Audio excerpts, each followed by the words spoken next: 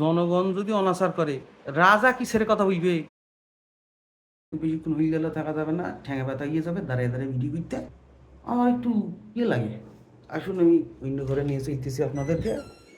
এই যে সাদা আলোর মধ্যে চলে এসেছি। এইরকম একটা লম্বা ভিডিও যদি ইয়ে করা যাইতো, কী বলে, একটা লাইভ করা যাইতো তাহলে ভালো হইতো। একদিন লাইভ করবো আপনাদের সঙ্গে। ঠিক আছে, দেখা হবে কোনো এক অবকাশে। ইয়ে বুঝতেছিলাম যে আর কিছু বুঝবে কিনা ভাবতেছি। জল তেষ্টা বেরিয়ে গেছে।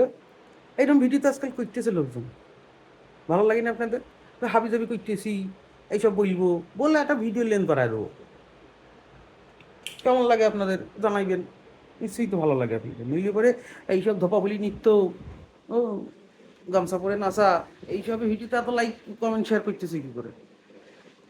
জানে না কিছু করতে, ক্যামেরা ধরতে শেখে নাই, মিলিয়ন ফলোয়ার। জনগণ যদি অনাচার করে রাজা কিসের কথা বলবে? ও তো গ্যাসেই তোদের মিথ্যে কথা বলবে, তোরা ওর কাছ থেকে শিখবি। কি বলবো রে। ঠিক আছে, আজকে এই অবধি বুঝলাম।